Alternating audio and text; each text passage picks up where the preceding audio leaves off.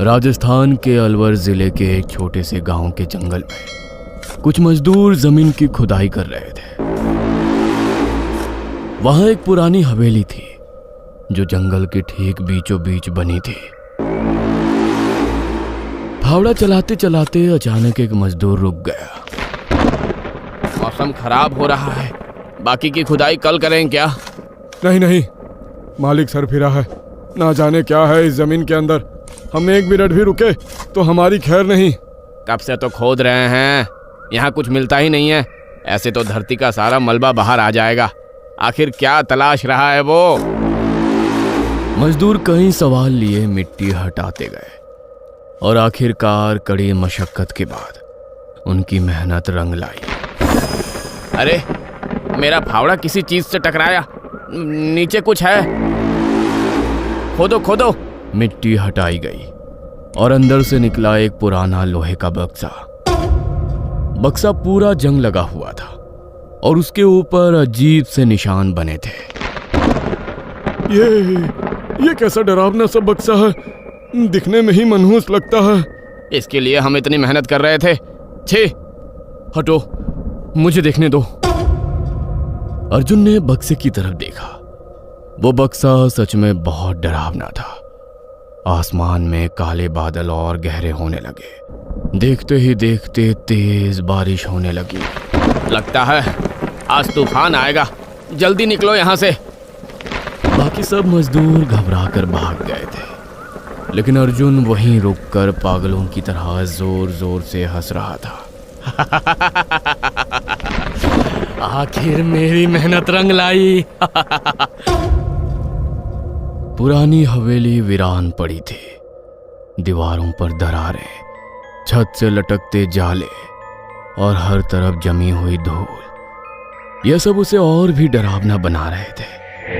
लेकिन एक कमरे में दर्जनों मोमबत्तियां जल रही थी और दीवारों पर अजीब तांत्रिक निशान बने थे।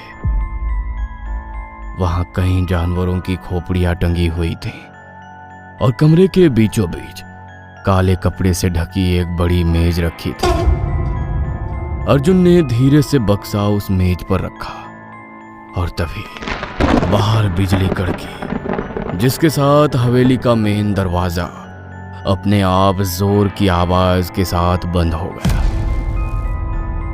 लेकिन अर्जुन के चेहरे पर डर नहीं था।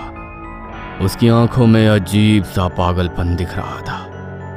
उसने कांपते हाथों से बक्से पर जमी मिट्टी साफ की और अब उस पर बने निशान साफ दिखाई देने लगे। एक बड़ी सी लाल खूनी आंख की आकृति, जिसके चारों तरफ सांप लिपटे हुए थे और ठीक नीचे लिखा था एक नाम, सिंघिया। आखिरकार मैंने आपको ढूंढ ही लिया। सिंघिया। इस नाम के उच्चारण से ही अचानक से कमरे की सारी मोमबत्तियां एक साथ बुझ गईं और पूरा कमरा अंधेरे में डूब गया। और उसी अंधेरे में ऐसा लगा जैसे कोई बहुत धीमी आवाज में हंस रहा हो। अर्जुन ने जेब से माचिस निकालकर जल्दी से एक मोमबत्ती जलाई। अब कमरे में हल्का उजाला था। अर्जुन ने बक्से का ताला तोड़ दिया और जैसे ही बक्सा खोला, सारे कमरे में किसी सड़ी हुई लाश जैसी बदबू फैल गई। बक्से के अंदर एक काला कपड़ा रखा था और कपड़े पर सूखा हुआ खून लगा था, जैसे कि सालों पुराना हो। अर्जुन ने कपड़ा हटाया। उस बक्से के अंदर कई अजीब चीजें थी। राख से भरी छोटी शीशियां, हड्डियों से बना ताबीज और एक पुरानी काली किताब। उस किताब के ऊपर लाल धागा बंधा हुआ था। यही तो है वो काली किताब जिसकी मुझे तलाश थी।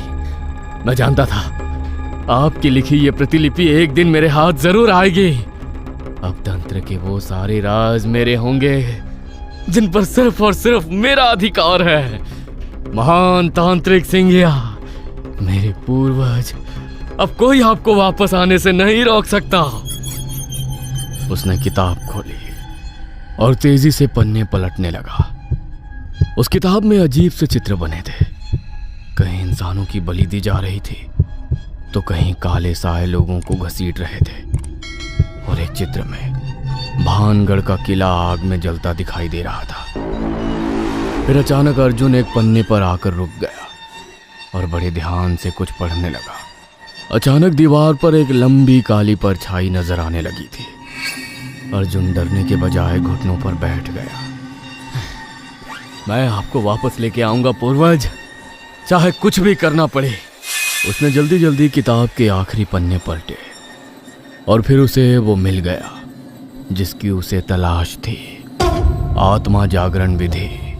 अमावस्या की रात को भानगढ़ किले के अंदर उस मृत आत्मा को रक्त अर्पित करो, चारों दिशाओं में अग्नि जलाओ और अंतिम मंत्र पूरा होते ही कैद आत्मा मुक्त हो जाएगी।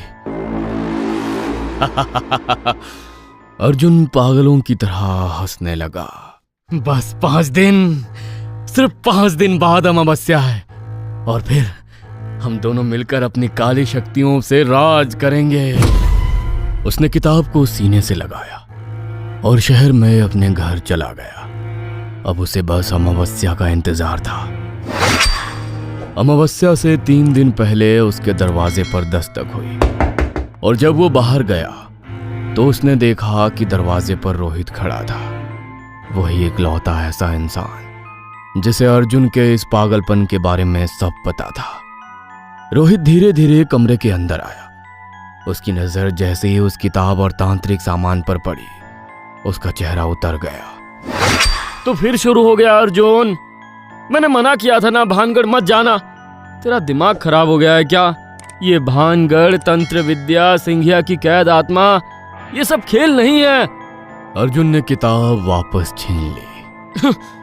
ये खेल नहीं है, ये विरासत है मेरी। मेरे पूर्वज थे सिंघिया और तब से आज तक हमारी पीढ़ियां मुंह छिपाकर यहाँ रह रही है। लेकिन मैं शर्मिंदा नहीं हूँ। मुझे उनके ज्ञान और तंत्र विद्या पर गर्व है। विरासत? तो उस पागल तांत्रिक को वापस लाना चाहता है जिसने पूरे भानगढ़ को बर्बाद कर दिया? वो पागल नहीं था, वो दुनिया का सबसे शक्तिशाली तांत्रिक था। लोग कहते हैं उसने राजकुमारी रत्नावती को पाने के लिए काला जादू किया था और उसके इत्र पर वशीकरण किया, लेकिन राजकुमारी ने इत्र शीशी तोड़ दी और वही जादू पलटकर सिंघिया पर आ गया। सोच रोहित, एक इतना शक्तिशाली तांत्रिक सिर्फ स्त्री की मोह की वजह से हार गया। उसकी आत्मा आज तक भानगढ़ में कैद है। प्रेम करने की ऐसी सजा, प्रतिशोध की ज्वाला है मेरे भीतर। उनके ज्ञान का कायल हूं मैं। उन्हें वापस लाकर इस दुनिया पर अंधेरे का राज कायम करूंगा। सिर्फ भानगढ़ नहीं, पूरा राजस्थान हमारा होगा। ये ठीक नहीं है अर्जुन, तू चल मेरे साथ। रोहित अर्जुन की तरफ बढ़ा तो उसका ध्यान गया कि अर्जुन की आंखों के नीचे काले घेरे पड़ चुके थे और उसका चेहरा सूखने लगा था। ऐसा लग रहा था जैसे उसने कई दिनों से ना खाना खाया ना सोया हो। घबराहट में रोहित ने अपने कदम पीछे खींच लिए। अर्जुन अब रुकने वाला नहीं था। अर्जुन ने खुद को हवेली में बंद कर लिया। उसने खाना पीना सोना सब बंद कर दिया और फिर आखिरकार अमावस्या की रात आ गई। उस रात पूरा आसमान काला था। चांद दूर दूर तक दिखाई नहीं दे रहा था और भानगढ़ का किला दूर अंधेरे में खड़ा था, वीरान और खामोश। लेकिन आज उसकी खामोशी कुछ अलग थी। ऐसा लग रहा था जैसे किला अर्जुन का ही इंतजार कर रहा हो।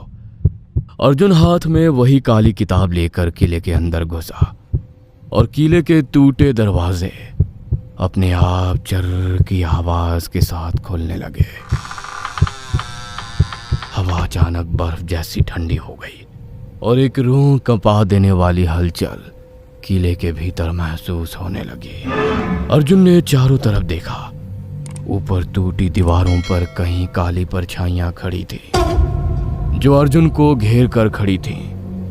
अर्जुन थोड़ा घबराया और फिर धीरे धीरे किले के बीचों बीच पहुंचा। उसने जमीन पर लाल रंग से बड़ा तांत्रिक चक्र बनाया, फिर चारों दिशाओं में मशाले जलाई और फिर उसने अपनी हथेली काटी। खून टप टप करके जमीन पर गिरने लगा और अचानक से ऊपर